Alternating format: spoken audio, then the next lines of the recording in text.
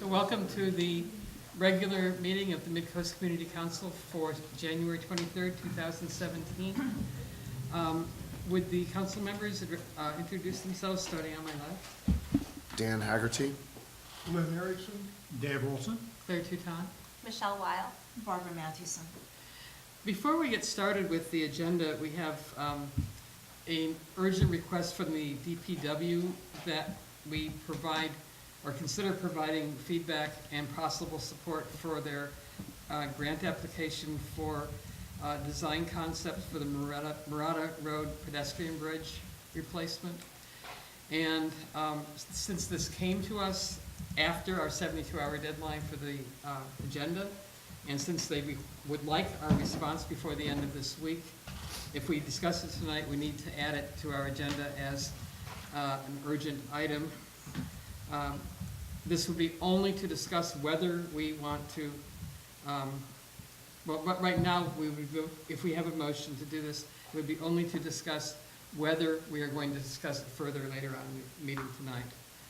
So, may I have a motion to add an urgency agenda item regarding a design review for the Murata pedestrian bridge, which it will require a 2/3 vote to add this. So moved. Second? Second.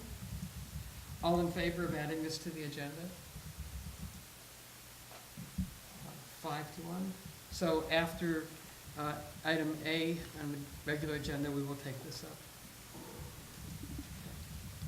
up. Board of Supervisors report, please. Sure. Good evening, Midcoast Community Council and county staff and community members. My name is Ellie Dahlman, and I'm here on behalf of Supervisor Don Horsley to provide a few brief updates for you. The first item I have is regarding the Parallel Trail project. We are getting ready to enter the construction phase for this project, and I just wanted to update you on the funding plan for the construction of the trail. So on February 15th of next month, we will find out what the staff recommendations are for the ATP grant application that we submitted. We're crossing our fingers that the Parallel Trail will be selected and funded through this.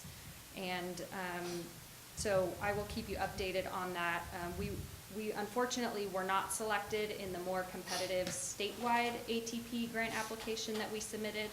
However, luckily they do have a regional application that we submitted, and so that pot hopefully will be more competitive there since we're not competing with the entire state for that funding. The second update I have for you is regarding the Moss Beach Park. So as some of you may know, the existing playground structure has been deteriorating over time, as any playground structure does. There's significant warping, and we also found out recently that when the park was originally installed, there were no cement footings installed there as part of the foundation of the park. So County Parks last year put out a survey, I believe, through Nextdoor, and they put up a sign at the park to gather input from the community regarding what type of improvements or structures that the community would prefer. From the little bit that I've learned from Parks, it sounds like the manufacturer that produced the existing Moss Beach Park playground, unfortunately, will not be the manufacturer that we move forward with due to the difficulty in getting replacement parts. That's just one of the pieces, the challenges, also not to mention the fact that they didn't install cement footings as a kind of a base foundation for the park. But the Parks will be, they are reviewing the input and are preparing a presentation to bring back to you all to share their proposed designs based on the community input and update you on the status and timeline for that project. So stay tuned for more information. I just wanted to give you a heads up since I heard about that. Okay. One quick word, Ellie. Sure. It wasn't the company that installed it, it was volunteers from the coast. Okay. So footings have nothing to do with the company that built the structure. So that is all that I have for you today. I'm happy to take any questions or comments from the council.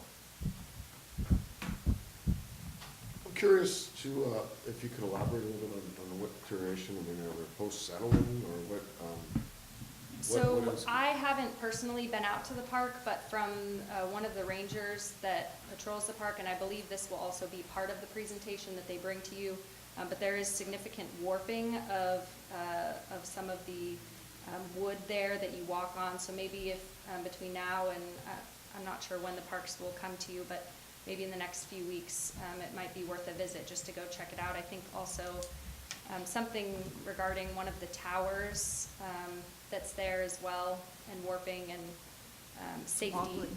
Yeah, wobbling. So, I mean, it's, and I don't, you all probably know better than I do when the park was originally installed. I think typically the lifespan of a playground is about tops 15 years. And so it's really coming time when it's due for some serious maintenance to ensure safety for the kids that are playing on it, and adults too, if you follow your kids. Thank you. Anybody else? Thanks, Ally. Great, thank you. Other government representatives? Harvey? Good evening, MCC. Harvey Rohrbach, Mayor of Half Moon Bay. The first city council meeting of the year was amazing. There was standing room only. We had two items that really brought out the audience. The first one that is really relevant to Midcoast, undoubtedly, is the Surf Beach Dunes Beach project, which was not on the agenda, but as promised, the Committee for Green Foothills presented a petition with over 4,000 signatures, 1,300 from the Midcoast. There were 26 speakers who talked about the project, all of whom were in opposition.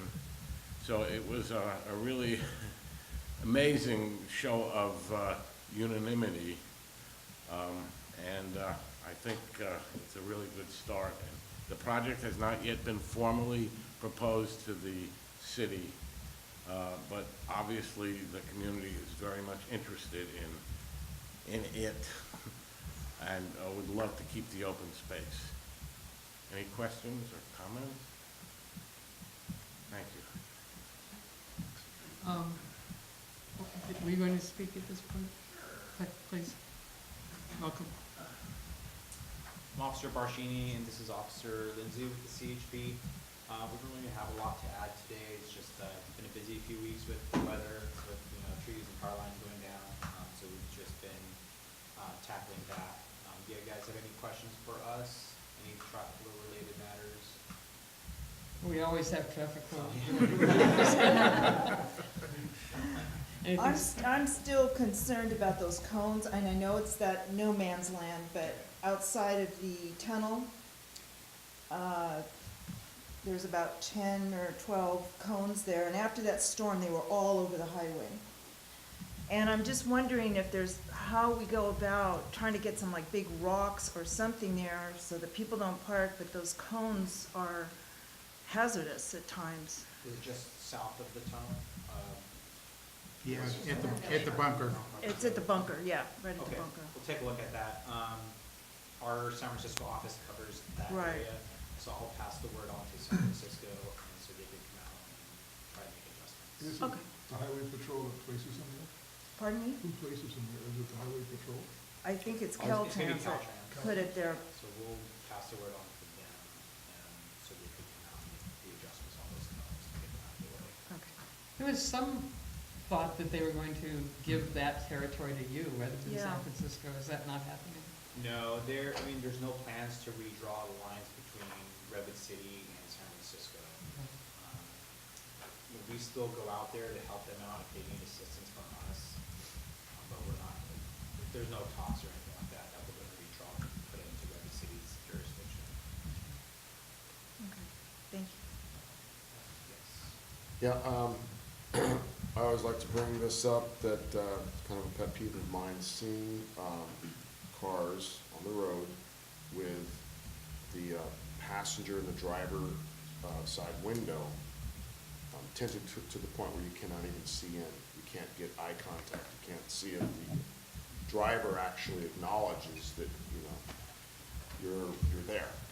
So, I know that, well, I've heard, different, there's different priorities or whatever, or there's different, sometimes there's a ticket given and sometimes there's not. I know a lot of people that, that have them. They've had them for years, so anyway, I just wanted to bring that up. I think I might have brought it up to you when you were here. It's probably myself or, Yeah. Officer Elise. So I just want to, keep it at the top, keep it in people's minds that it's my strong opinion that it's extremely unsafe to not be able to have eye contact with the driver. Whether you're a pedestrian, whether you're a bicyclist, or whether you're driving another car. I 100% agree. We've noticed also it's just been getting out of control. We're doing our enforcement on our end as far as tackling tinted windows exactly for those safety reasons that you addressed. We're just trying to stay on top of it. Not to say that it's not a priority. There are many violations out there, but when we see tinted windows, we make the enforcement stop. I'm not sure if those individuals that you make contact with, maybe they're getting lucky and getting by and we're not seeing them when they're driving, specifically during those times, but when we see tinted windows, we take enforcement action, we issue citations, and they have to get those tinted windows removed and get it signed off with CHP. But we have noticed the increase and we're just trying to get a handle of that. Yeah, it's, as you can imagine the excuses, but it's 0-10, so there's, even if it's a little bit light, it's still illegal. It has to be completely clear, just the front windows and rear windows, it can be as dark as night. It's just the front and the windshield has to be completely clear. So we're doing our best as far as enforcement and making sure everyone's driving with tinted windows. But we've noticed the increase. When you say you make enforcement stops, will you pull someone over specifically for that reason, or is it only if it's another reason? No, it's specifically for tinted windows. Yeah. This Officer Lindsay, she usually patrols this area. You have anything to add? As far as El Granada, I came into this meeting, I really wanted to know what you guys wanted done around here. I've been focusing mainly on the south coast. There's a lot of fatalities happening down there. So I've been working on speed and passing over double yellow, stuff like that down there. So I can definitely try to stop more tint. I know it's a really big problem in the Bay Area. I've seen it a lot in this area. I've stopped it a lot in this area, so I can stop more if you'd like. Well, one thing I think might be worth keeping an eye on is people passing here inappropriately, especially when people feel like the people in front of them are not going fast enough. There's a lot of unsafe passing and even U-turns on the road. A lot of U-turns at this intersection up here, especially on the weekends when it's backed up, people get past the signal and then make a U-turn in the middle of the highway. And that, you could just sit there and just watch them, it's constant. Okay, that's Capistrano? Yeah. Perfect. Thank you. I was wondering where the general public should call if they see someone driving unsafe, speeding. Speeding or something like that, you can always call 911. But there's also, what's the phone number? One That's 800 CHP? tell CHP. Yeah, 1-800-911. tell CHP. Oh, okay. Yeah, contact that number and just report the speeding violation, and they'll send it up down to us, and we'll come out and enforce it. Especially if you notice any possible DUI drivers or something like that. They're frequently reported on the freeways, but they aren't as reported over here, is what I've noticed. So if you guys can see something like that, call us and we can check them out. This is just a general roadway question, but more on the freeway. If you see a hazard in the middle of the road, is the appropriate number to call what? Because I know it's not 911. It's 911. Is it? It's an emergency. So, Because to reduce, prevent an accident from occurring, it's the best way is to call 911 to report. okay, it wasn't clear. Yeah, I do that a lot, and they usually, the responsive road hazard reporting a road hazard. Yeah, it's definitely an emergency, so we take care of it right away, and we get often dispatched to it immediately. I have another question. Do you guys monitor like Google Maps or Waze for things like road hazards? I know a lot of people report them on those apps. Do you guys monitor that at all? No, not really. Typically, people call 911, and, I mean, I do see it on Google Maps, but I already know about the call, and I see it. So. Okay. Thank you. We always like it when you come. Yeah. It's nice to be here, and then I'll get an answer for those cones at the tunnel. Terrific. And then I'll pass that on to the next meeting and try to answer for you guys. Great, I appreciate it. Thank you. Thank you. Thanks, Ian. Good night, thank you. Any other government agency reports? We'll open public comment. If you have public comment on something not on the agenda, this is the time, and it looks like you have a speaker slip. Good evening, everyone. I'm Barbara Dye with the Granada Community Services District, and I just wanted to let everyone know that I think starting today, we're doing non-native removal on the Burnham Strip with the Resource Conservation District. They're going to be out taking out the pampas grass, the Juvata / pampas grass. They're going to take out the Himalayan blackberry along one of the drainages, which of course is not from the Himalayas, it's from Europe, interestingly enough. And they're gonna take some of the non-natives out of the major drainage that comes down at the bottom of Portola. So we're gonna be doing, the Resource Conservation District is going to have people in there doing that work in the next couple of days. So you can see it happen. Thank you. Thank you. Anything else in public comment? Consent agenda. We've got 2 sets of meetings to approve. Do I have a motion to approve the first set from January 9th? I'll make a motion to approve It's a the single- no, January it's a single 9th motion, yeah. minutes. Yeah, just approve the consent agenda. Yeah, Consent agenda. one, Oh, is it? yeah. Okay. Then you want to revise that? I'll make then? a motion, we approve the minutes of the January 9th and 12th minutes. We second? Second? All in favor?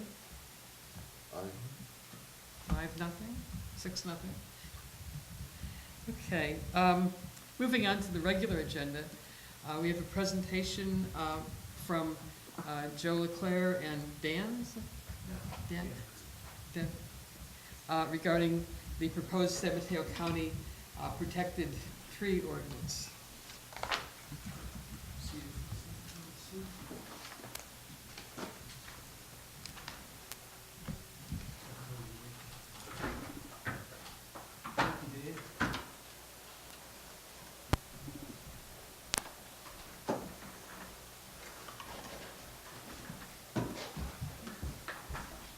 Thank you, council members. While we're waiting for that thing to wake up, my name is Joe Leclerc, Planning Manager with San Mateo County. Daniel Krug, our county arborist, is here to assist me, and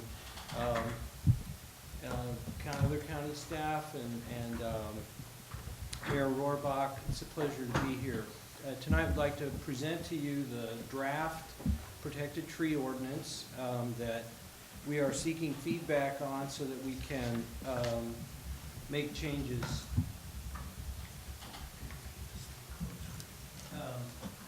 And craft a proposal that we can take through the formal adoption process. So as part of the preparation of the ordinance, the staff formed a steering committee made up of diverse representatives, experts, and community representatives. And the goal of that steering committee was to collaborate with staff, providing input and guidance to help us craft ordinance that would address tree removal and tree protection in the urbanized areas of the county, and to help implement the county's general plan. So The meetings that the steering committee held covered a wide range of topics over a 2-year period. There was about a 9-month hiatus in there in July of, between July and 2017 and April. But over that 2-year period, as I say, they met several times, discussed a number of issues, gave staff guidance on policy. We presented to them some policy guidance, which they gave us feedback on, and then we presented a draft ordinance to them, which they gave us feedback on, and then we presented another draft before going to the Planning Commission in November of last year to present that draft and get feedback from the Planning Commission at a workshop. So the current rules that we enforce include the significant tree ordinance and the heritage tree ordinance. Both of those ordinances were amended in 2016 to address some key concerns that had emerged in the community about the caliber and quality of arborist reports, the need for tree protection plans when development's involved and trees are going to be saved, and also to increase the fines for unauthorized removal. But the goal or the approach that we've taken now is to combine those two ordinances, and I'll discuss sort of how the different thrusts of each are meshed in the new ordinance. But the idea is to just have one tree protection ordinance. So first of all, what are we protecting? Again, and there's a map I'll show you in a minute that shows where this applies, but the types of trees that they're focused on in the ordinance are keeping the 12-inch criteria for protecting all trees. So any tree that's 12 inches is going to be a protected tree. 12 inches in what? Diameter, and that's at 4 feet 6 off the ground. So you measure 4 feet 6 up off the ground, whatever the diameter of the tree is, that's a universal measurement approach. And then we've prioritized indigenous tree protection, and so we've lowered the size for indigenous trees to 10 inches, except for certain indigenous trees are smaller, like willows, so those are at 6. And then we also created and because redwoods grow so fast, we're protecting those at 18 inches. And then the category that replaces the heritage tree is this large indigenous tree at 36 inches. So however, I want to qualify that because some of the trees in the large indigenous category are protected at smaller sizes because they don't tend to mature at that size. They're smaller. So there's some that are 12, 14, 20 inches, depending on what a mature tree of that species would be in terms of size. And there are greater protections and greater replacement requirements for those large indigenous trees. So where does this ordinance apply? So the urbanized areas are what are shown there in ochre. You can see that they make up a relatively small part of the entire county, but it also includes those orange sinuous lines on the map are the scenic corridor, scenic roadways. They're state or county designated scenic roadways. And 100 feet on either side of those roadways, any tree removal in those areas is subject to the requirements of the ordinance.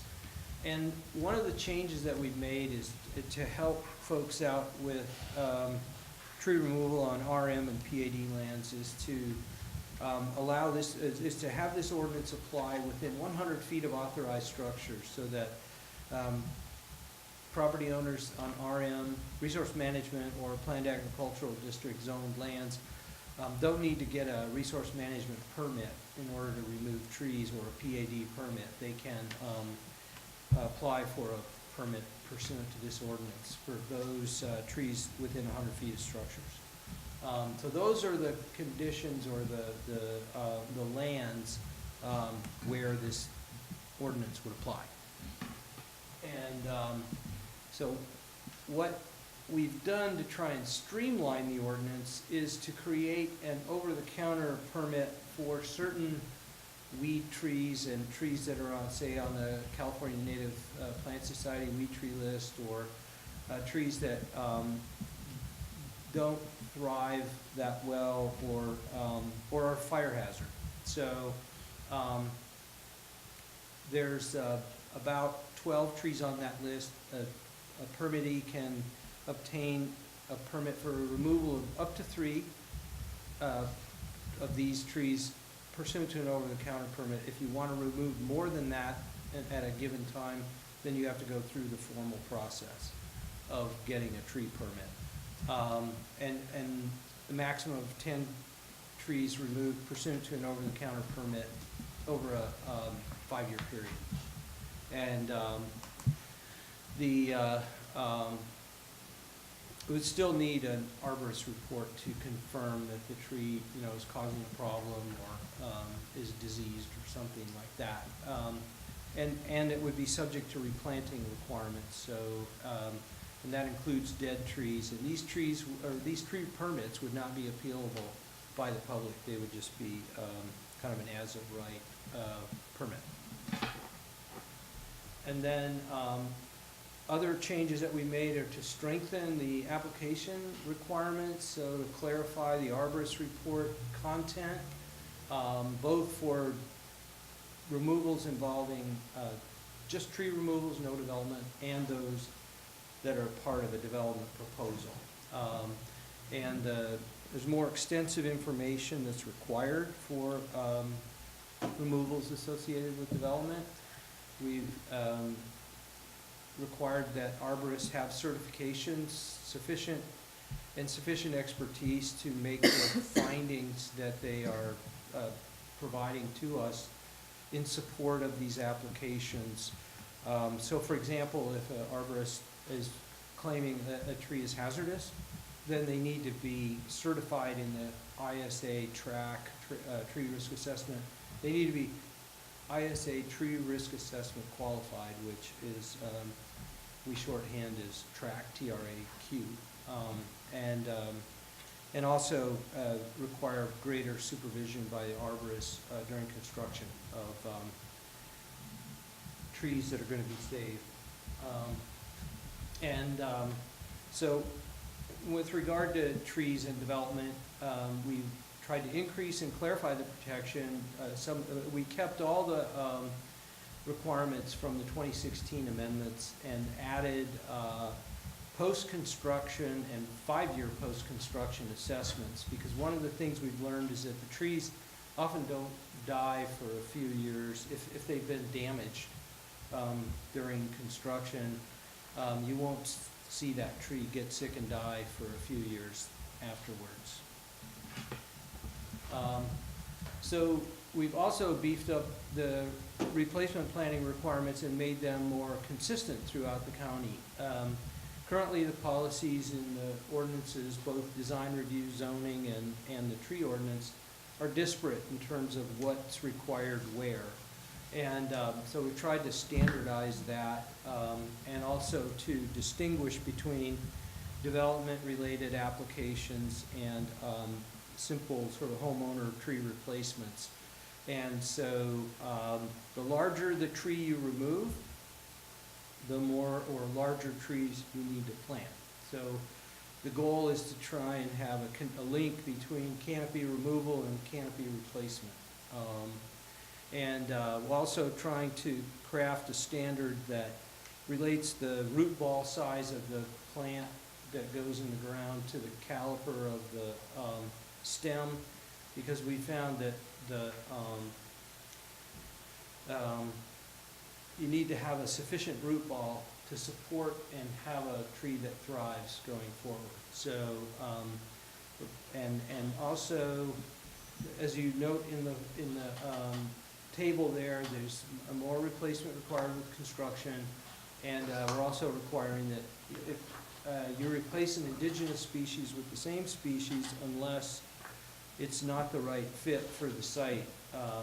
It may be based on post-construction conditions, that a really large tree is not gonna fit. And so, we may give some exceptions in that circumstance to try to maintain canopy, but also, allow some flexibility. Quick question, Joe. Yes. What does caliper mean in this context? Diameter. So it's, yeah, just I should have said diameter of the stem of the replacement tree.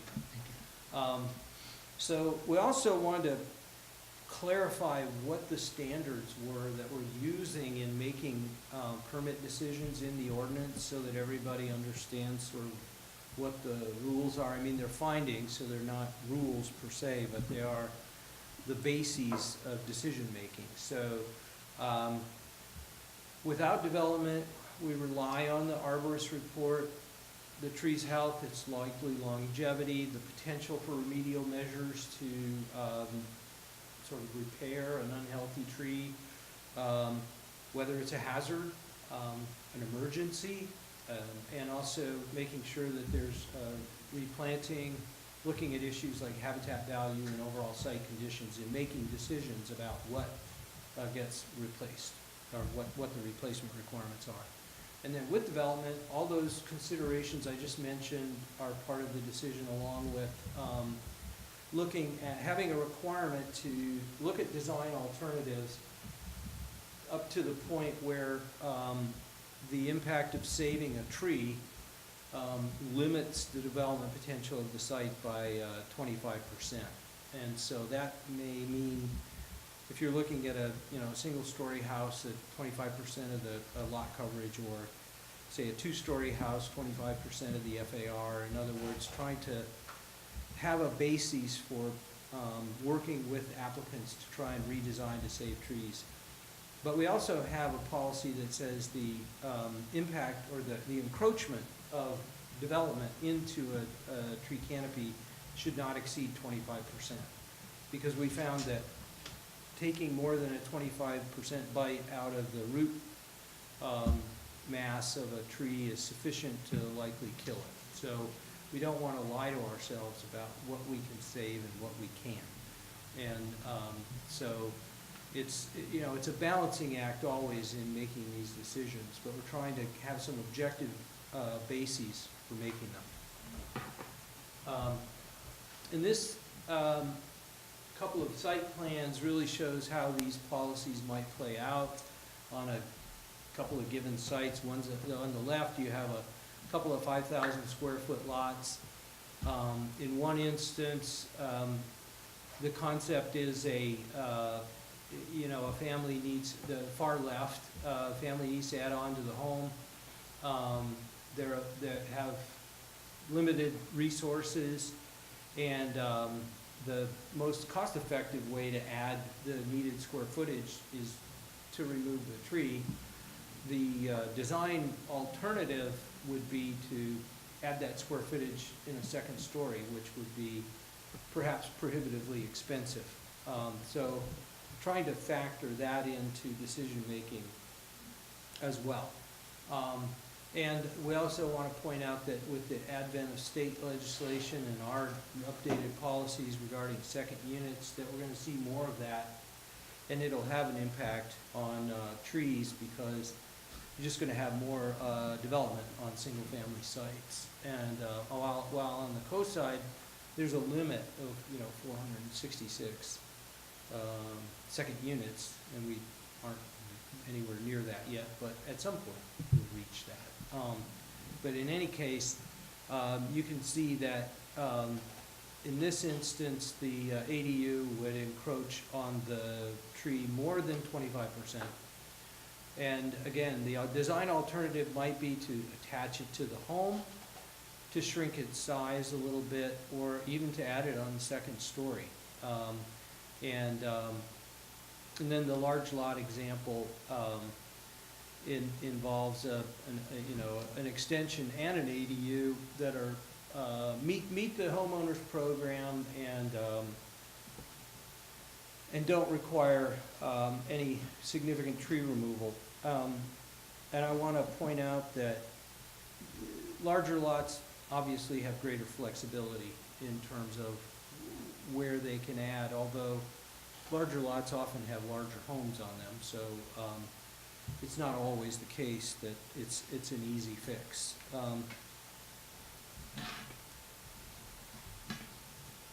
So with regard to fines, fees, and appraisals, the fines for unauthorized tree removal, which were established in 2016, remain unchanged, although they've been effectively raised for the large indigenous trees, and by just downsizing the trees that are subject to those. There's more trees subject to the higher fines. So the large indigenous trees have a higher fine than they have the same fines that heritage trees do now.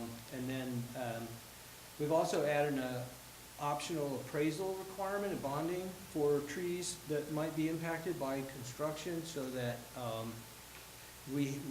it's not an absolute requirement, but we're in instances where we're unsure about whether we're going to have the resources to, say, meet replacement in the future.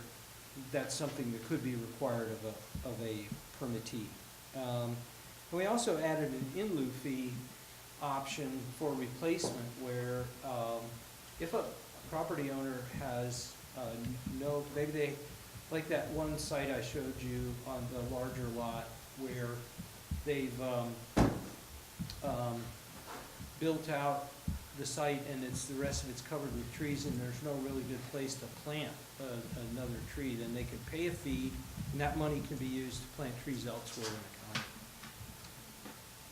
county. And other criteria that we've added in the draft ordinance include migratory bird treaty protections, trying to deal with wildlife considerations and tree removal.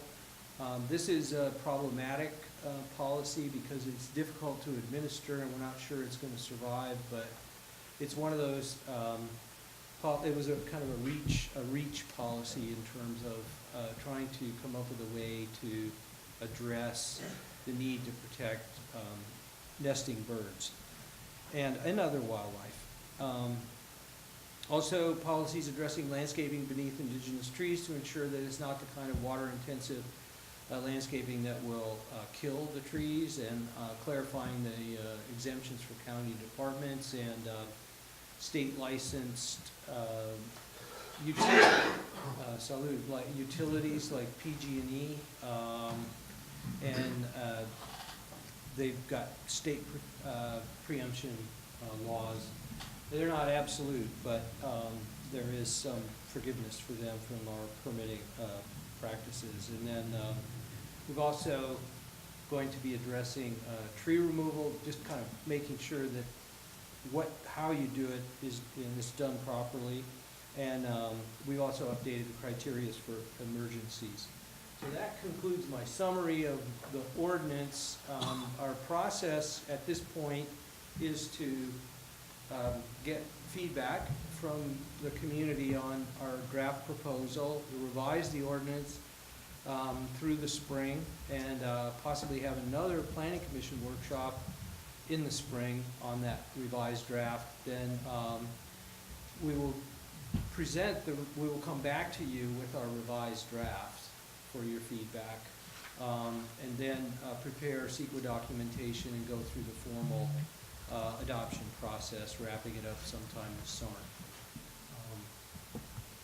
And with that, I'm happy to answer any questions you may have, and we're very interested in your comments on our proposal. And excuse me, if you'd like, I can just kind of quickly scan some of the feedback that we've gotten so far from Planning Commission and the public that attended the workshop. And so one of the comments was that this proposed 25% limit on impact to development is too vague and may lead to unnecessary removal of trees. It's not restrictive enough.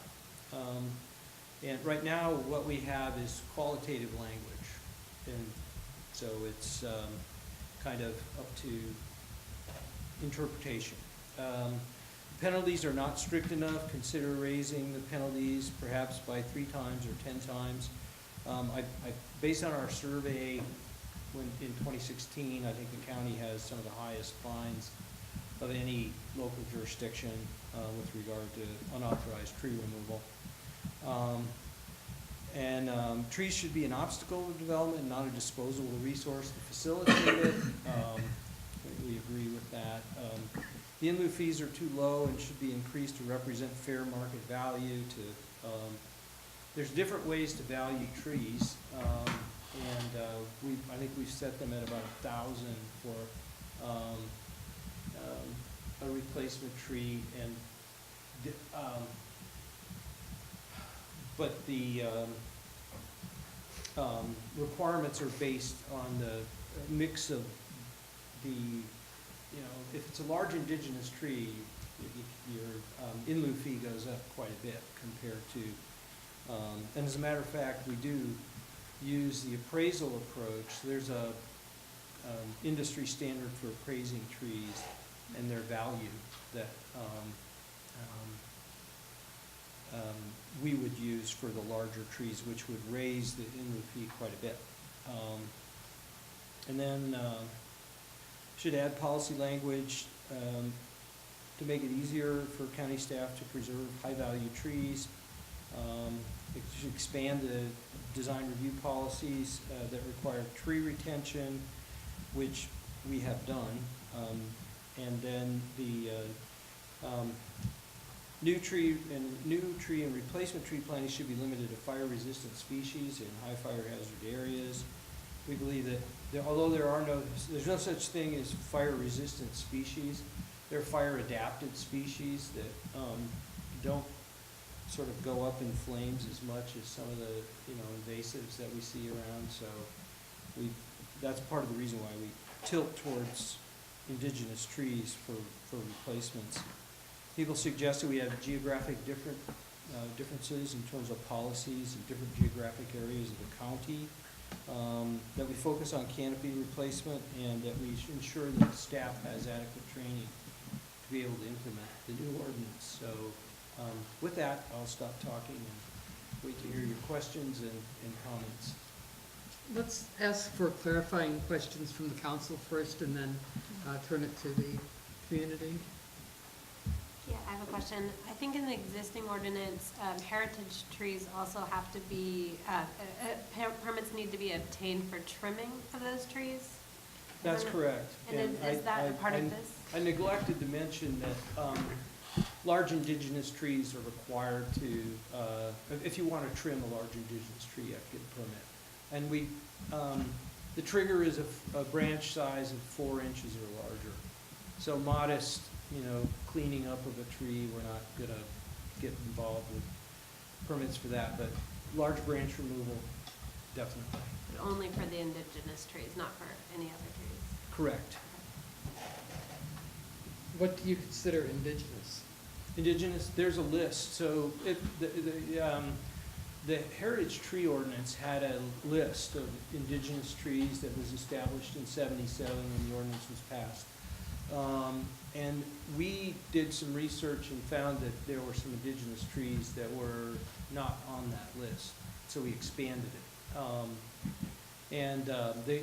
These are the trees that grew naturally in this county before we showed up. Is that include Monterey cypress? No, Monterey cypress is not an indigenous tree. Any other council questions?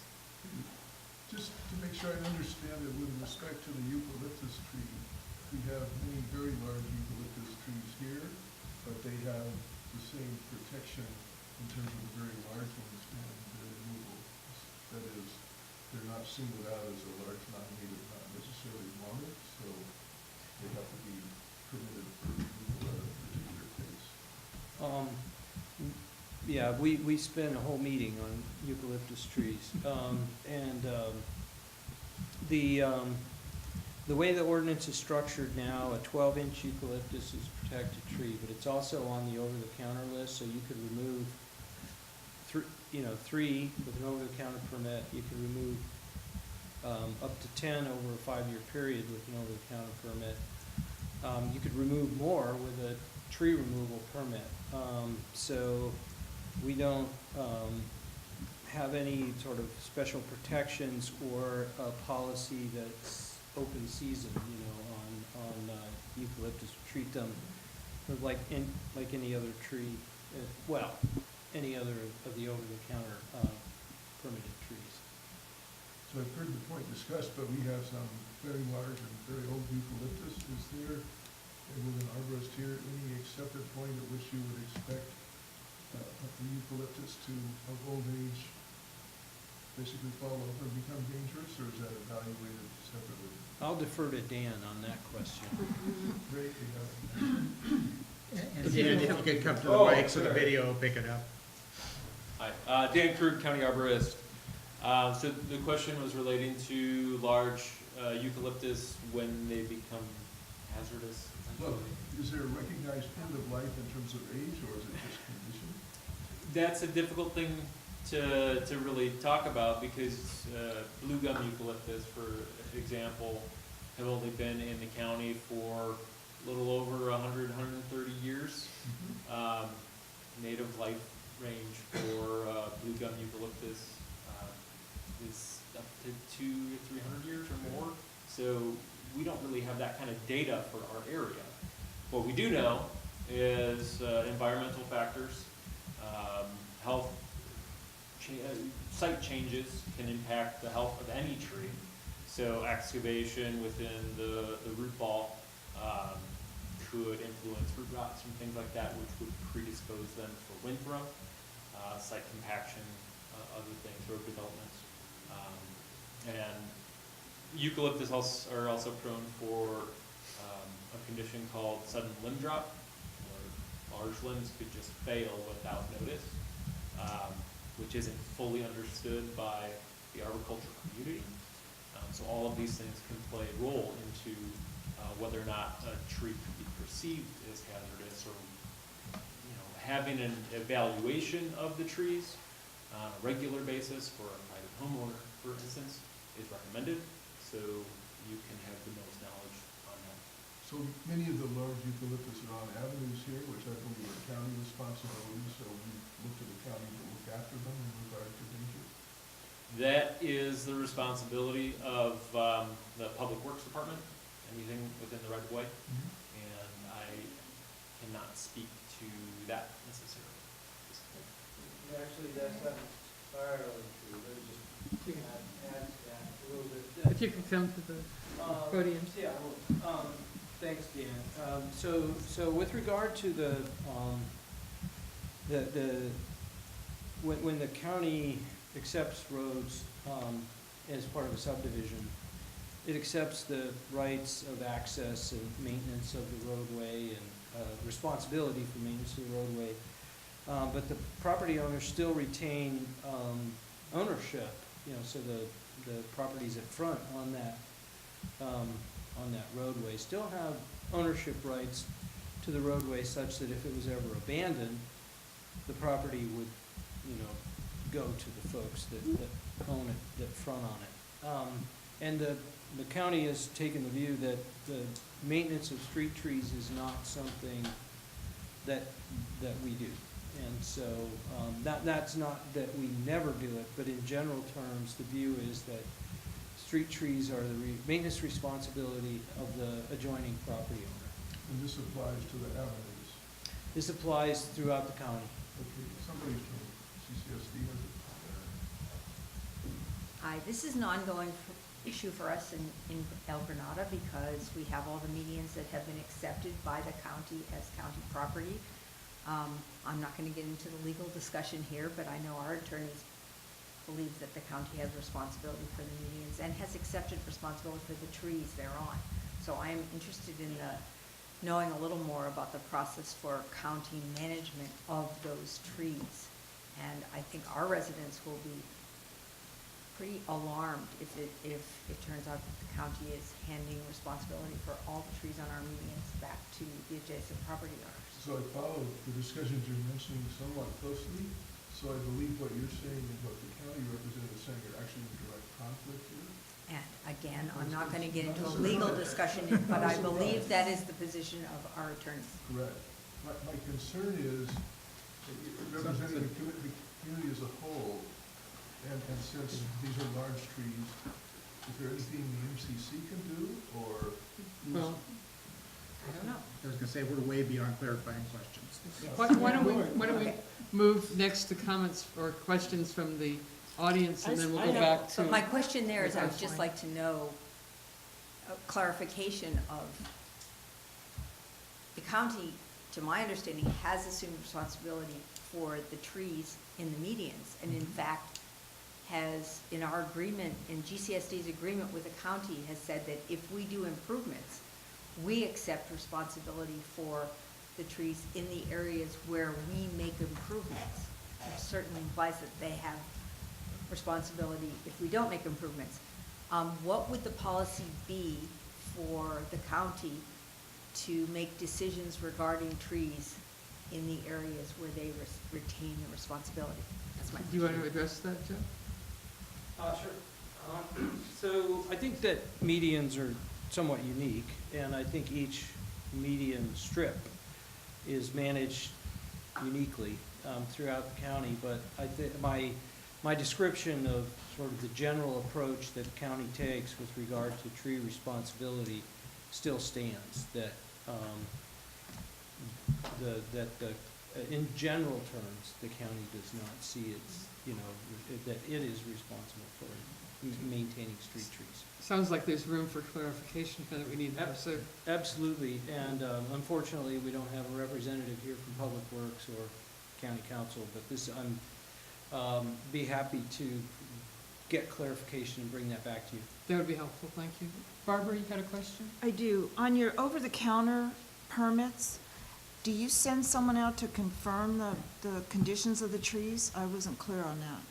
Well, generally speaking, what we rely on are arborist reports done by credible arborists who have the certifications to do the work. And one of the things I didn't mention about the ordinance is that we're prohibiting the consulting arborist who writes the report from also removing the tree. So to try to remove this conflict of interest that sometimes exists where the arborist has a fiduciary interest in removal because they're going to do the removal. So we want to disentangle those two things. But generally speaking, we're trying to up the arborist game through the requirements in the ordinance to make sure that the information that we have is credible. We do go out on every site that has development and tree management issues because we have to confirm before we even issue a building permit that the tree protections and erosion control measures are in place before we will issue the building permit. So that's amendments from 2016, those requirements, and those were retained. But we don't have the staff resources to go out and check every tree. Now, we require the submittal of photographs, and if they're claiming disease, they have to give us really detailed photographs of the diseased elements, and again, arborist report. And then if we believe the information is credible and sufficient, then we'll issue the permit. If there's a gray area, then we'll go out and do a site visit. But we do about 250 tree permits a year, so it's difficult to get out to every site. Sure. So the homeowner or whoever has to hire a arborist to write a report, hire a separate tree trimmer, and pay for a permit? Correct. That's what? Yeah, and that's why we recognize these costs are not insignificant, so that was one of the reasons why we created the over-the-counter permit, to really focus on, the trees we're trying to protect and streamline the process where we could. Any other questions from the council? Return more discussion later. Yeah, discussion comes later. Did you have a question? Do you have a question for the arborist? Was it a clarifying question on the presentation? Or is it more discussion? This question's about eucalyptus. It's discussion. We should defer that. Well, So- he's already talked about this. Yeah. We went too far. Discuss it Yeah, we- after public comment. Okay, so any questions from the audience? If you could give us a speaker slip later on, that would be very helpful. Even ahead of time would be better. But go ahead, please. If you could come to the... Sure.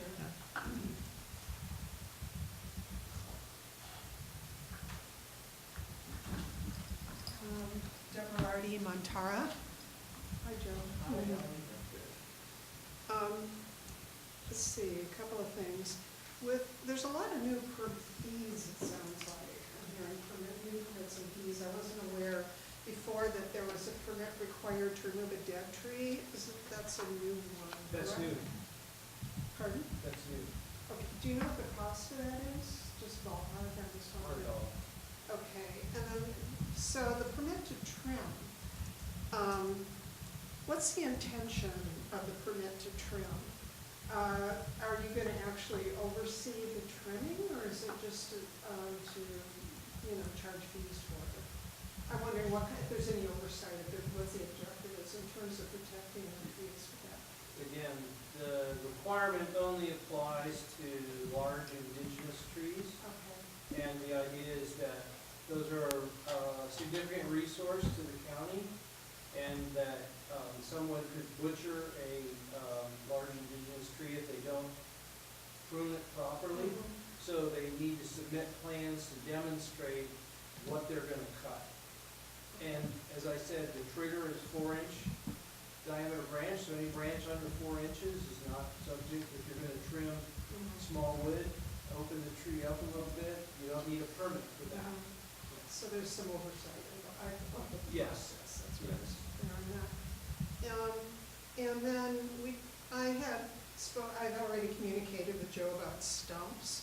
We had situations in Montara where we have 4-foot stumps, a whole row of them that was approved by the planning counter, and they said that they would turn into shrubs, which they were enormous shrubs. Stumps, they never did turn into shrubs. So I just wanted to question the process that allowed these stumps that are there now and we look at every day. And hopefully have a better policy about, if you're gonna reduce, if you're gonna take out a tree, take it out, don't leave a 4-foot stump. That's, and then in Montara, we have utilities that are attached to the trees. I think, we talked about having him look at that and the lack of safety around having utilities used as telephone poles. And just the expense for property owners to maintain these trees, especially some of them that are in the county right away. I have trees over 100 feet high, the Monterey cypress that are right across the street from my home. If one of those came over, it would literally smash our house. So, and there's really the person that owns that property isn't doing anything to prune those trees or anything, and it doesn't feel like there's any recourse really to have that done. And it is a threat to us, to my home, to have those huge enormous trees that are not being maintained by anyone. And then I wondered about the eucalyptus. Is it the policy of the tree ordinance to protect the eucalyptus? I'm not clear on that. Or is there any thought to facilitating the removal of what's an invasive species? Or are there any policies to actually help remove trees we don't want growing here, in addition to protecting the ones we do want? I'm hearing a lot of permits and everything, but what else will the tree ordinance do to actually facilitate getting rid of dangerous and invasive eucalyptus? If that's been discussed well. Okay. Thank you. Yeah. Anyone else? Carl?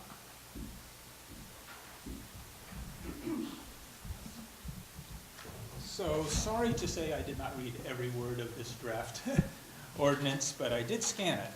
And there are some general considerations that I'd like to bring up that I don't think are emphasized or even addressed in the draft ordinance so far.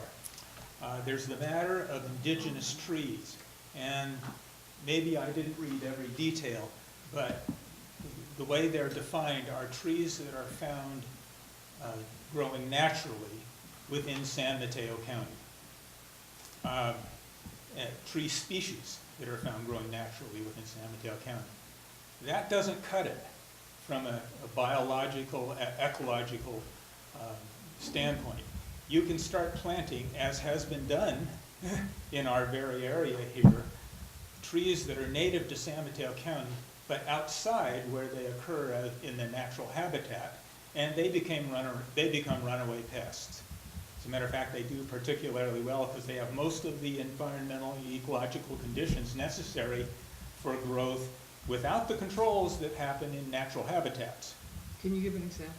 So, well, one that came up, and I know Monterey pines have now been defined as a non-indigenous species. However, some clever person is going to go down to Waddell Creek, and where there is one of the natural occurring stands of Monterey pines, and find an outlier or two of Monterey pines across the nearby county line. All of a sudden, you've got an indigenous species to San Mateo County, and Monterey pines are in some areas around here, and especially outside our urban-rural boundaries where we do have potentially natural, or in some cases almost entirely natural conditions. Monterey pines are extremely damaging to our countryside around here, to our natural habitat around here. So I think that the indigenous definition might be pinned down to where the indigenous trees are growing naturally or in natural habitat or in at least historically natural habitat. In other words, that they could be replanted where they once occurred naturally. Another general consideration is urban and rural.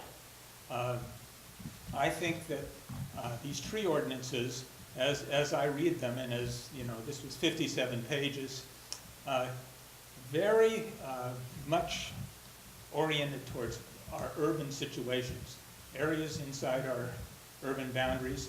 This is what, the third or fourth time trees have become a big deal before Midcoast Council, although not in recent years.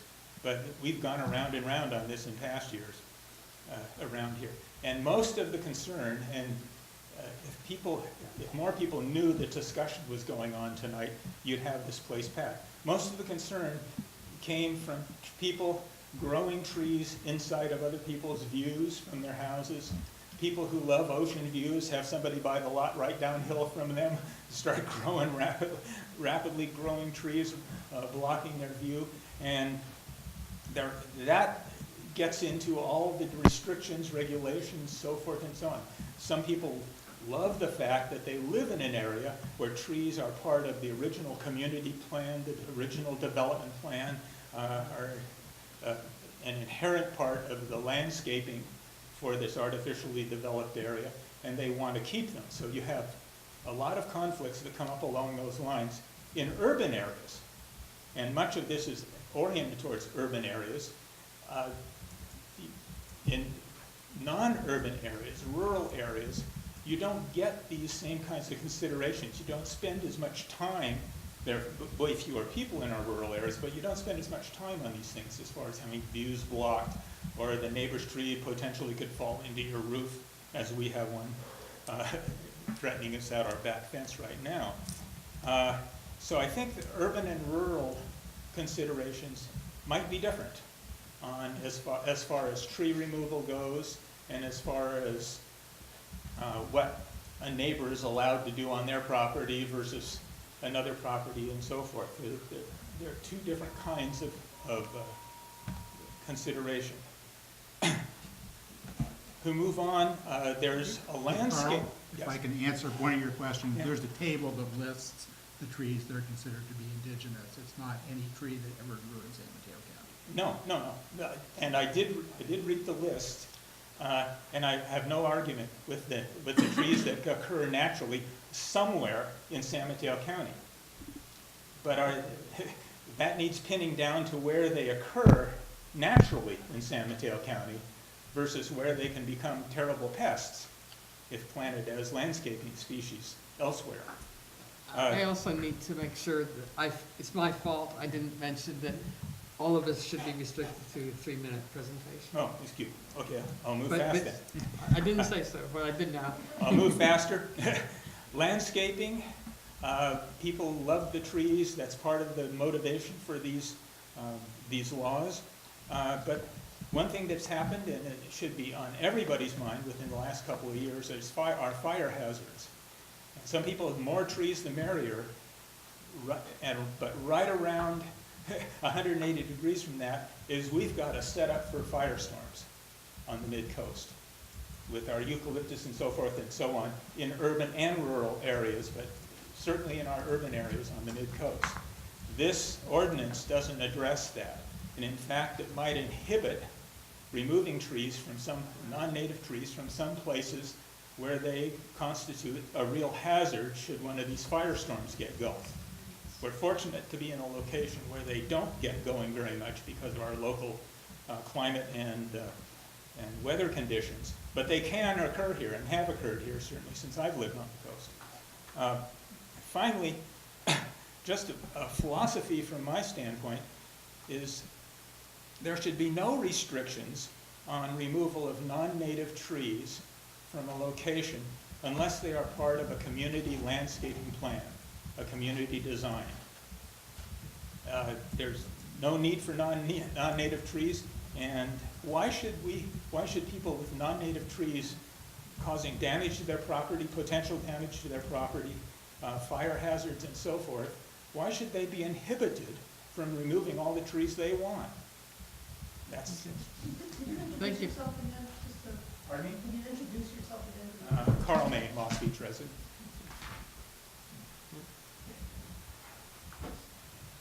Barbara, I just one thing. I just wanted to reiterate that I would like a clarification on what the process would be for the county to remove trees on county property in this area. Anyone else? Okay, let's go around the council table and have people make comments that they want to make under 3 minutes, starting with Barbara. Me? Yeah. You can pass. I'll pass. Can you come back to me? Okay. Michelle?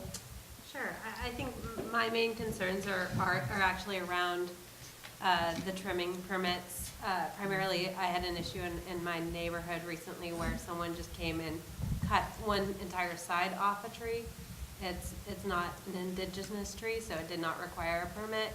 But, you know, I think there's plans for building and they just wanted to get it out of the way before they got the permit and cut.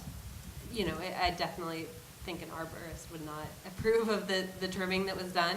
And also to Carl's point, I actually, correct me if I'm wrong, but I think that the requirements for removing the non-indigenous trees are so that they can then be replaced. I mean, part of the reason for the permit is so that, like, the county knows about it and that there is this coverage requirement that they be replaced with indigenous trees. As I understand it, that's the goal, and I'm in support of that. But yeah, I think my main concern is with what constitutes removal and what constitutes trimming that could end in death of a tree. Dave? I think for me, I think it's a good clarifying ordinance that's about as good as you can hope for. Nothing can be perfect. So, back to the subject of the eucalyptus trees on the medians, I have a major concern on this point because it's clear from the comment from the two organizations, the county and GCSD, their lawyers' discussions, that there is an agreement. And it's clear that the eucalyptus in their size and scope and potential fire danger, really I would not like to see this ordinance go into effect without that issue made completely clear. And that means that the council, the two organizations agree rather than disagree. Yeah? Yes, so back to the eucalyptus. In my lifetime, I remember a couple of eucalyptus trees blowing over, and I was told at the time that eucalyptus in general have shallow root systems. So they're the types of trees that blow over more likely than other trees. And I wanted to see if the arborist Dan could comment on that. So in general, most trees' root systems are only growing in the top 2-3 foot of soil, period. Redwoods, eucalyptus, crabapple in someone's front yard. Tree roots can only grow in an area where they have soil that they can utilize with nutrients, water and oxygen, and space to grow. Any further down than 3 to 4 foot, you don't have a whole lot of oxygen for those roots to develop efficiently. Where a lot of people have stumbling blocks about the structure of a tree's root system is they imagine it going down really, really deep to the same size of the canopy of the tree, when it's actually spreading out more from the center of the tree to the distance of the height. So if you took one of these 120-foot eucalyptus on the medians, lay it on its side and draw a circle, that's the potential for its root system. Now, in a perfect scenario, but roadway constraints and all that minimize their ability. What ends up happening is root rots and funguses are prone to infiltrate trees because of environmental factors, local environmental factors. And then that can influence the stress that causes a tree to topple over. Hard to really tell when that happens. It's all case by case. So if you had a tree that was in the median, for instance, that had root rot, we had a big windstorm, 70 mile an hour, and it was enough to cause it to tip over, then there would be evidence that it had root rot, because the tree would be decayed, there would be fungal growths and all of that an arborist should be able to identify prior to that event happening. But you need to have someone out there who's qualified to do that assessment, which with the new ordinance updates, that's why we require arborists to be qualified to provide certain kinds of reports. But I hope that answers the question. Yeah, thank you. And then, so the Monterey pine tree, I understand, has a, Multiple issues. yeah, that, you know, they're dying left and right. Right. So Monterey pines are impacted by bark beetles, and they get pitch canker. So those two things, pitch canker is a fungal disease that gets inside of the tree, which is more easily spread by the presence of bark beetles. Bark beetles will attack stressed trees. Monterey pines, although they are native to the California coast, and there is historically a small section that's in the south part of San Mateo County. They are not indigenous to the county as a whole, which is why we have that clarification in the ordinance. But heat stress, drought causes them to attract bark beetles, and then the fungal diseases get in, they start to die, they dry up, and they fall apart. So that's a major concern for a lot of areas, especially when we're getting into that urban-rural border, and high fire risk zones especially, because those trees, if they were to burn, would be thinner.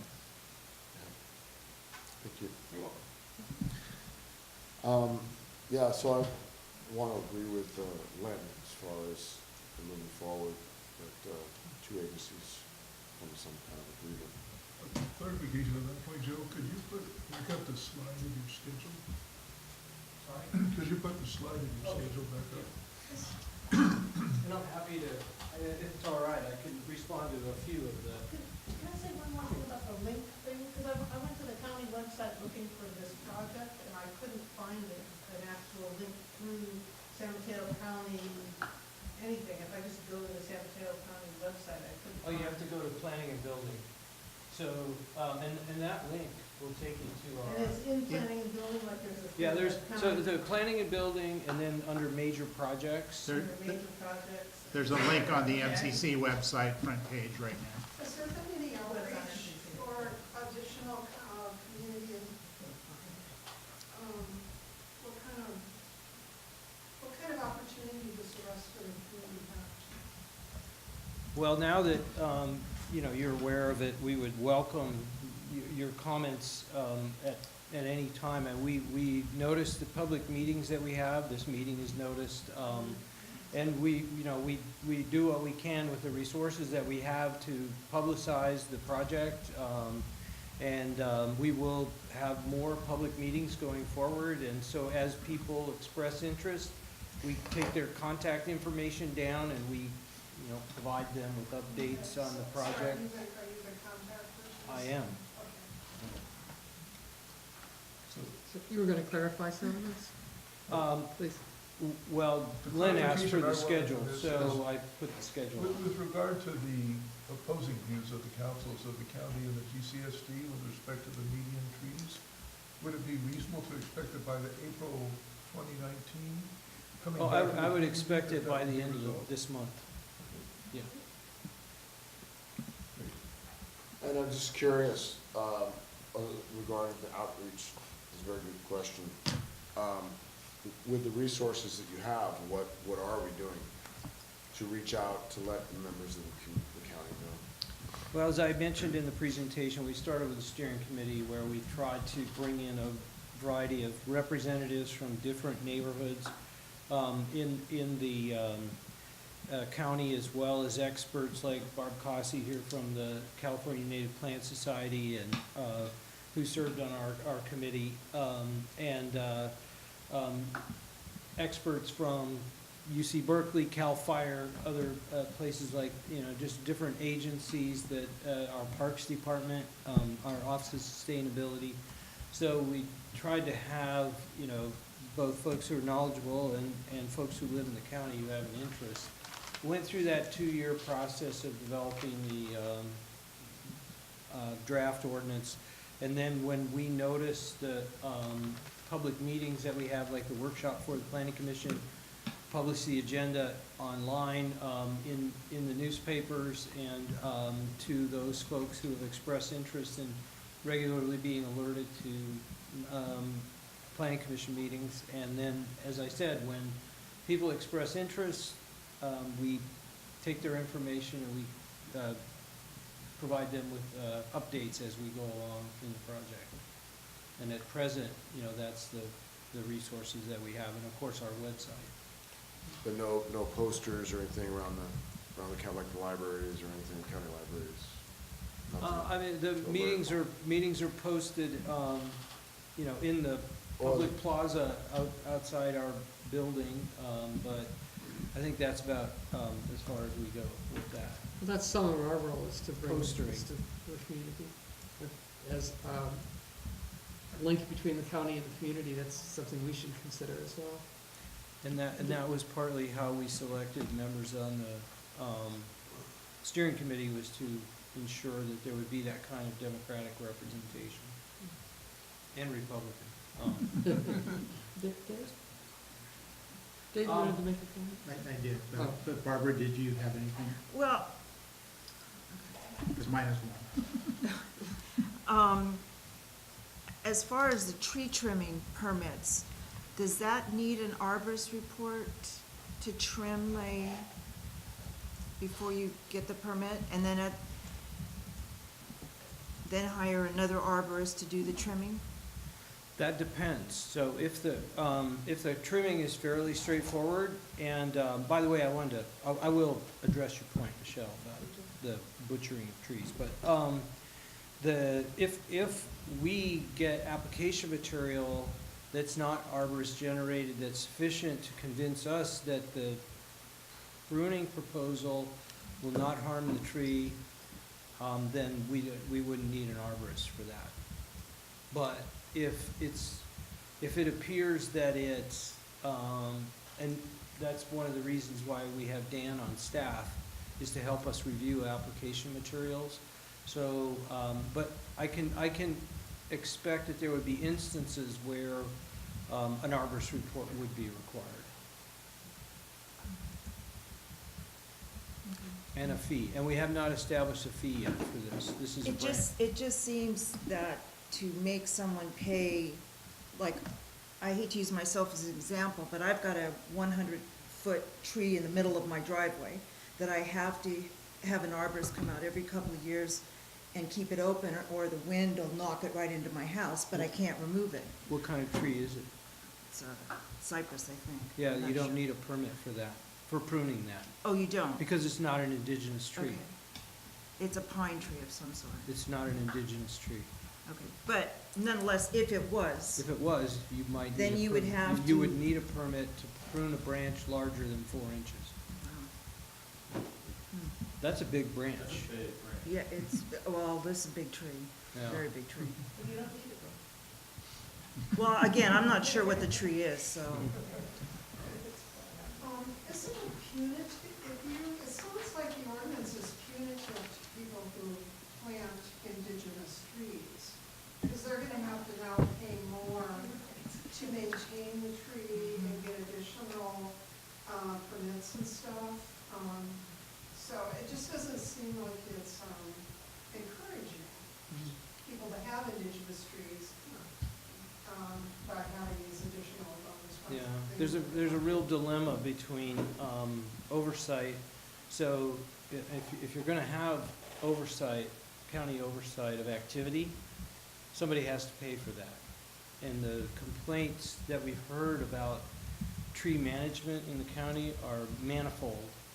And so we're trying to respond to those and come up, and I'm not saying that we've hit the mark here with the ordinance, where it's why we're having the conversation to make sure that we can come up with a balanced approach.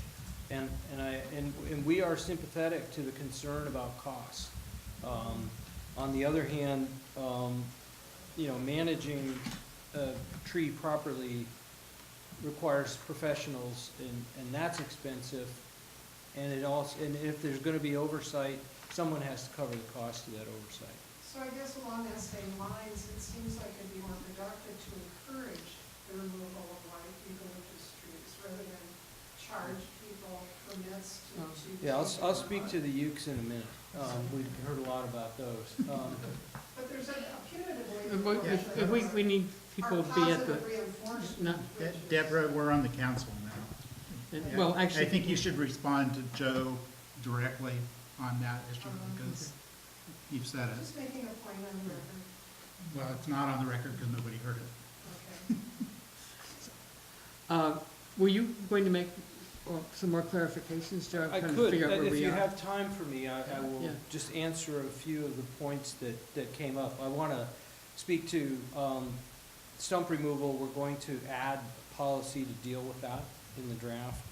Someone earlier at the, I didn't mention all the comments that we got at the planning commission, but it came up that we needed to have a policy that enabled the community development director to direct a homeowner to remove a hazard tree on their site. So if you have a neighbor that has a tree that's gonna fall on your house, you need to have some mechanism for, you know, addressing that. So we're gonna add that as well. As I mentioned, we spent, with regard to eucalyptus, we spent an entire meeting on eucalyptus. There are arguments in favor of the habitat values of eucalyptus, and there's scientific evidence that they do have significant habitat value. There's also, despite the decline in our beloved monarch butterflies, they're invasive. They do self-seed, although they only in certain areas of the county. They don't self-seed everywhere, but they do self-seed on the coast. So we did not arrive at a consensus among the steering committee about what to do with eucalyptus, and that's why you see the kind of garbled, well, I should say garbled, but the kind of balanced approach that we have in the ordinance. Thank you for pointing out that the indigenous trees are listed in the ordinance, and it takes an amendment of the ordinance to create a new indigenous tree, not just a seed falling somewhere. And we tried to look at trees where they grow naturally, but that's too complicated. And plus, the urbanized areas where this ordinance is focused, they're not natural areas. They're places that we made with concrete and wood, and they're not natural, and so we have tried to come up with an approach that tilts towards creating some habitat value in these areas, recognizes that people will have preferences for trees other than indigenous trees, and that they will plant them. But we have this overall goal of trying to ensure that as we develop and as we cut trees down and plant trees, that we don't end up with fewer. And in the urbanized areas, trees, while if you look at the coast side historically, there were hardly any trees here except in the riparian corridors. It was all grassland. But then we built neighborhoods, and neighborhoods create impervious surface. The regional board is requiring us to do green infrastructure plans, to come up with ways to slow down water in the watersheds. Trees are really good at that.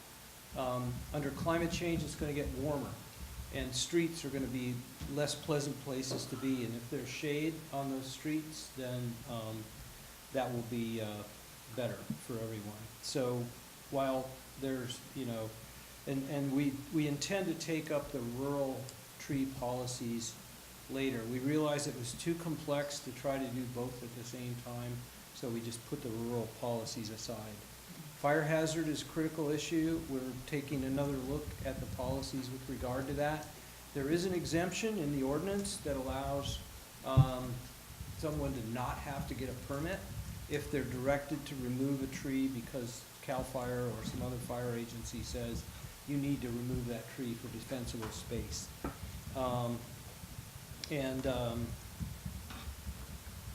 Let's see, the pruning. There's a definition in the ordinance for what it constitutes effective removal, and what happened to that tree that you described would constitute effective removal, and that's a violation of the ordinance. We will clarify and I'm probably just not aware of agreement between GCSD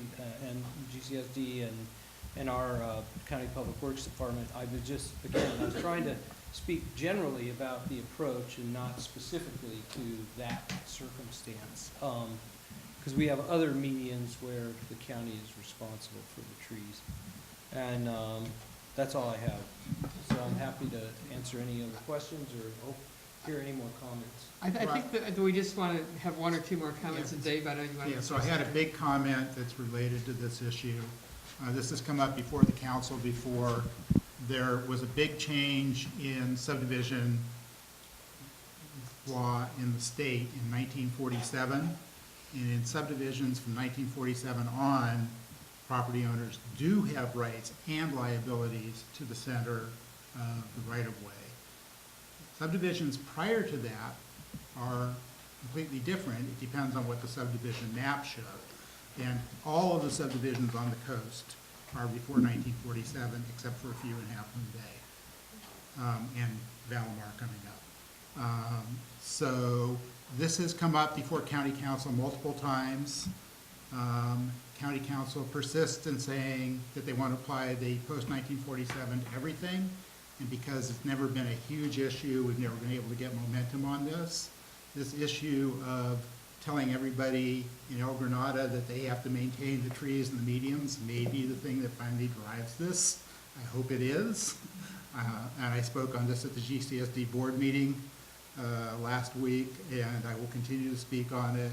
And the GCSD lawyer is aware of some of these issues. It came up in a different context of liability, but this is a much, much larger potential liability for anybody living in El Granada, anywhere along the median. So I know it's not part of the tree ordinance per se, but it is a huge issue for the residents of El Granada and parts of other parts of the Midcoast. I think we'll close this agenda item.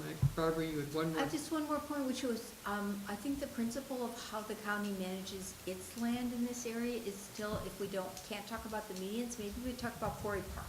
That specifically belongs to the county and is its responsibility. Could he speak briefly as to what the county's responsibility is in terms of tree maintenance for Quarry Park? Because that would be, for me, illustrative of how this is gonna play out for other areas. I don't know if that's in the realm of what you're presenting, is it, Joe? No, I couldn't speak Wouldn't that be- about. So does the tree ordinance not apply to county lands? That's correct, Oh, so the county is exempt from its own ordinance? yes, except in the, Oh. well, except in the coastal zone, so. That's typical. Well, I mean, it is typical. yeah, I mean, so the county is exempt as under a long-standing state law, that exempts government agencies from the need to get permits from themselves. And other government agencies to have to get permits from, You say except for the coastal zone? but within the coastal zone, the Parks Department needs to get permits for tree removal. So if, let's say they want to go in and do a massive uke removal, in Quarry Park, that would, require a coastal development permit. And that would be appealable to the coastal commission. And I can't thank you enough for your attention and patience with us through all this, and we really appreciate the feedback. And if you think of other things, you have my contact information, please send it along. And we'll get back to you on some of these outstanding items. that came up. And we will also get back with you with a summary of what's been presented here tonight. So thank you very much. Fantastic, thank you. And Joe, can I ask that you give us by email, a copy of the presentation? So we can put it on the website? Yes. Thanks. And, it's, yeah, we'll do. We will need to write a letter that we can consider at our next meeting to send on to the county with our thoughts. Is there anybody that's particularly interested in writing this letter? Is there anybody that's particularly interested in looking at it when I write it? Okay, Is that your indirect way of volunteering? I guess it is. Somebody's got to. Good work. Okay, let's move on to our urgent item. Just to give you a little bit of background, everybody's aware of the Murata Road pedestrian bridge, and that there's been a lot of erosion, the bridge is deteriorating, there's sewer lines along the bridge, etc. This is the letter I got early this week from Eric Chen at DPW. It says, as you may be aware, the Murata Road pedestrian bridge will soon require replacement. We are still in the design concept phase for the project, but are in the process of applying for a grant to help fund the project. One of the questions for the grant we are currently applying for, and which is due shortly, has to do with known public support. This email is to explore the formal position MCC has for this project, as we feel it is important to enlist support from the MCC if possible. I am hoping to receive a response from you this week. Just very basic background on this. One of the concerns that I think the MCC has historically had about that bridge is the site of it. That in order to replace it at that site, it will probably require a lot of armoring, which the MCC is generally opposed to. And it's unclear whether the county is willing to consider moving it back from that site. So we need to consider, do we want to give them some kind of blessing from us or some opinion from us about getting this grant? I think I'm going to say just a couple of things. One is, we're not asking them to come up with a total design at this point. We're just asking them to get some money so they can study it. But when they do study it, I think we need to make clear that we don't necessarily agree with what the initial concepts are. So if anybody has opinions on this, I don't know. Before you do. Yeah, Glenn talked with him today. I spoke with Eric Chen, he's the engineer and DPW responsible for this. So we talked at Sunlink this morning, and he replied with a letter that contains in bullet forms his thoughts about the issue. So I'm gonna pass this down to the council, and I have a few copies available to the audience. So if anybody in the audience would like this. You can give them another, you can give them more. What's that?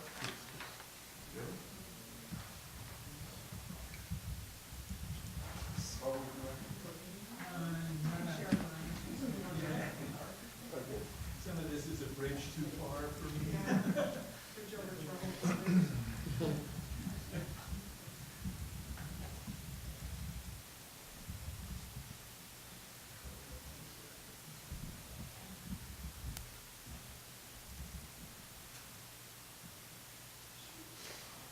So once again, we're going to consider two things. Do we want to respond to their requests for feedback? And number two, do we want to just say, we hope you get some funding for your study, or do we want to add additional thoughts to that letter? So, My thoughts in looking at this are that there's, the one fork in the road is that this bridge maintains the coastal trail as it goes from Half Moon Bay through the Midcoast to the harbor. It's an extremely popular trail, and I think, I can't imagine not being supportive of improving it. The one alternative is, and this is a longer range type of alternative, is there is a right-of-way that goes through the middle of Miramar that's considerably off the coast.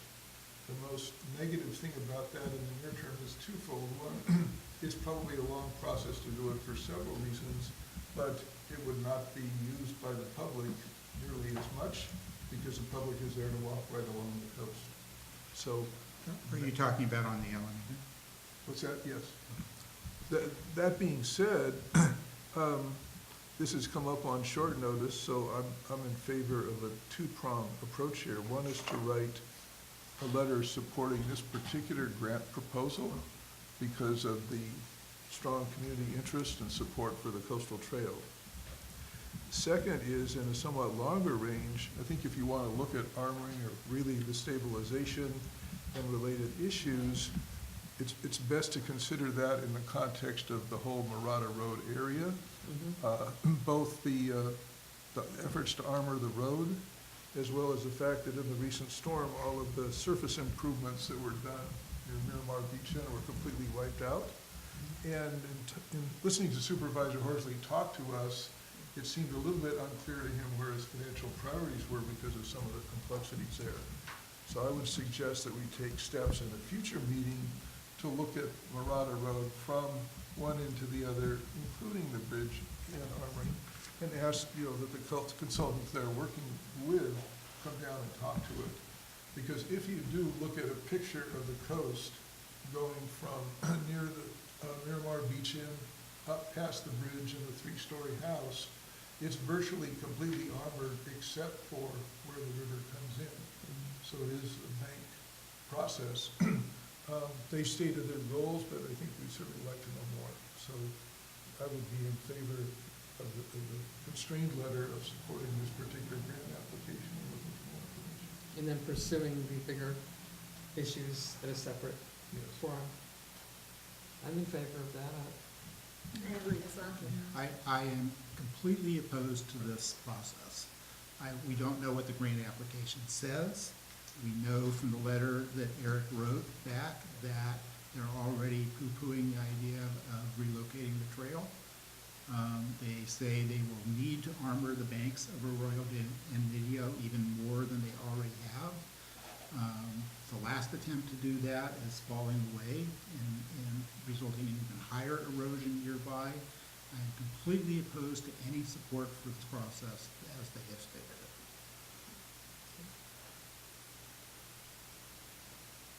All right. Are we? We should go to the community input. Well, if anybody else on the Yeah. council. I just have a clarifying question. Do you have any information as to the amount of the grant and whether it would cover the full? This is not covering the full amount, but I don't have more details of that. It's a preliminary design study. It's early.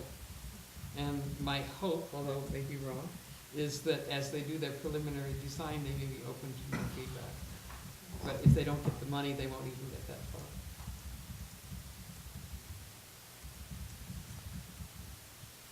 My guess is that this is not the first time, the county's really looked closely at it. They've known about the problem. It's been 2 years, I think. So there must have been some preliminary research and ideas. And I haven't, the last I heard was, they were looking forward to putting a sheet pile wall.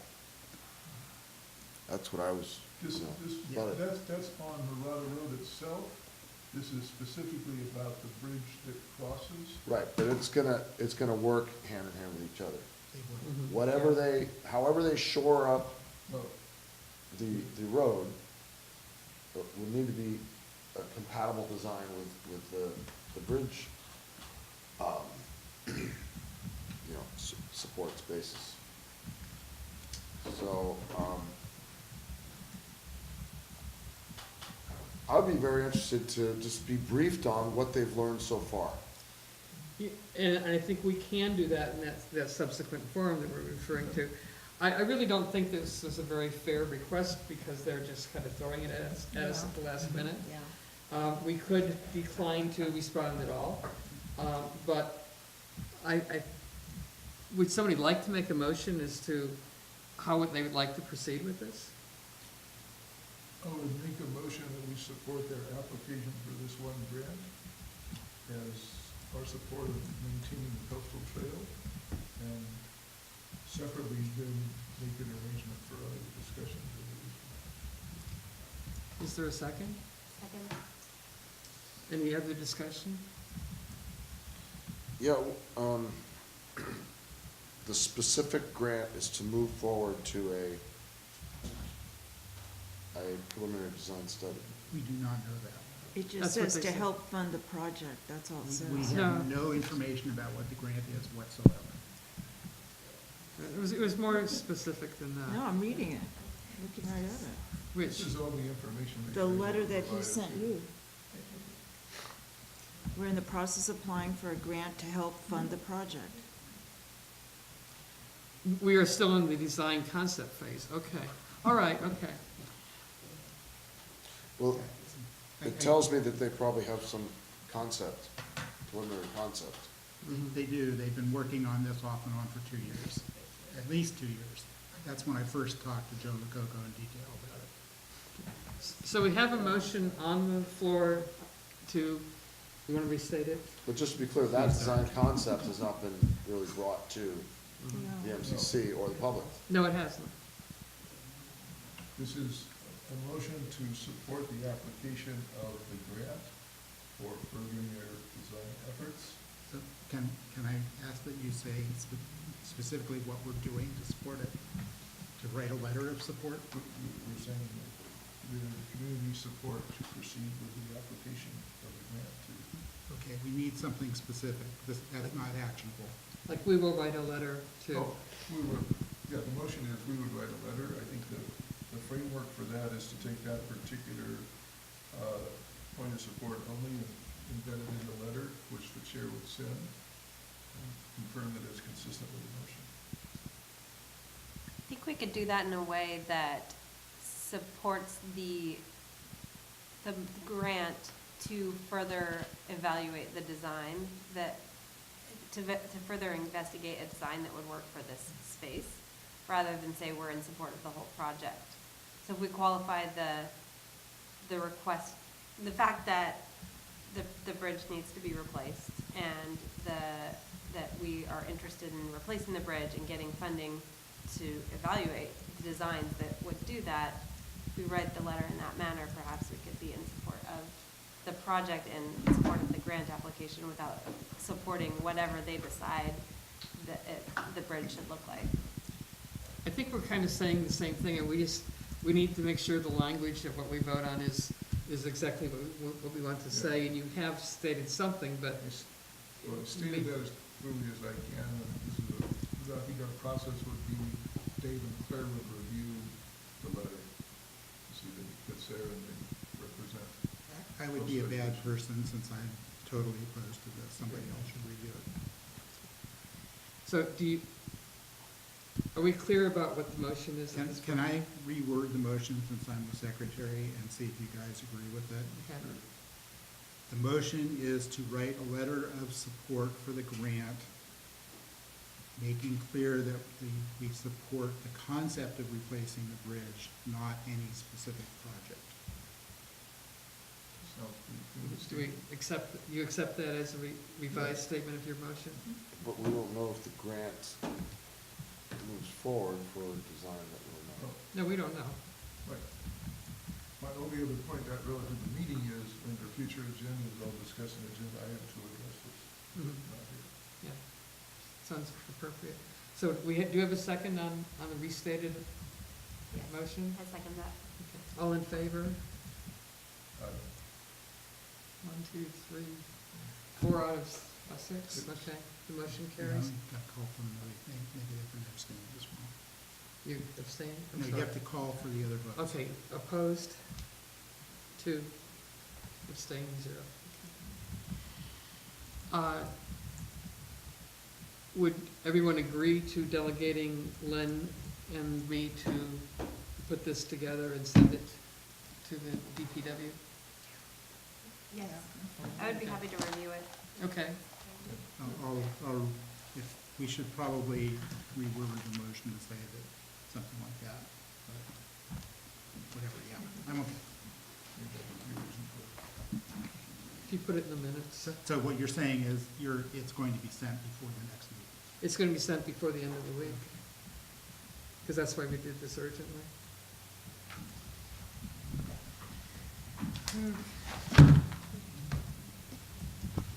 Council activity? Anybody correspondence or meetings? I went to the Montera Water and Sewer meeting, whatever day it was, I guess Monday. It was really interesting about the water for the fires and how much water we would have. And I'm hoping that we can make that an agenda item at some point, that we can get further information. Because CAL FIRE doesn't seem to be cooperating. And I think it sounds kind of important. It sounds like there's a lot of things that we still don't know in case we do have a fire. We need some answers about that. And tomorrow I'm going to the community engagement on building community through housing conversations. That's starts at 8 tomorrow and lasts most of the day, I think. So I'll report back on that next time. Who's sponsoring that? The county. Any other meetings attended? The major announcement that we want to keep making and have people think about is the fact that we do have a vacancy on the council and we're looking for good people to apply. The best way to apply is to go to the MCC website. There are links there on how to apply, and it's open until February 22nd. So there's time to do it. Future agendas? I will say that Happening Day Review had that in the paper today. Yeah. Future agendas, next time we will vote on the letter regarding the tree policy. We'll also have a presentation of the county's draft ordinance for protection of tenants. And on the 27th of February, we'll have interviews for the MCC vacancy. Will we get a copy of that policy before the meeting, do you know? For the tenants? I think so. I just heard from them today. They are trying to put it together, but I think they'll have it to us before that. Is this the Happening Day? No, this is the county. Because Happening Bay has an almost identical issue ongoing, and their draft ordinance is public. Yeah, this is the county, but I suspect it may be similar. Okay. For your next agenda, can you say the presentation by the county? Yes. Given the confusion. Okay. So, the question relative to the developing of agendas, so Let's adjourn for right now. No, this wasn't, this is still. This is part of this, okay. Yeah. Now, the policy for setting agendas is not appropriate under this item. No, I wanted to put items on and have a question about it. The question is, if you're proposing an agenda item, which I did as far as Marata Road, that I would like to propose it as an agenda item, and I think it's useful to have it listed there with date not assigned. That would be great, once it gets to be somewhat formulated, so you and I can talk about that and put it on the next time as future agenda item. We don't, Okay, so- this is just for advice for people to kind of know what's coming up. Exactly, but Yeah, that's. so why I we'll think put it's it on the important agenda to for know. next time. And we've also talked about the fire issue as well. Mm-hmm. So both of those I'd like to see on next time, but we'll discuss what the criteria is to put it in that state. Okay, okay, so we're adjourned, thank you.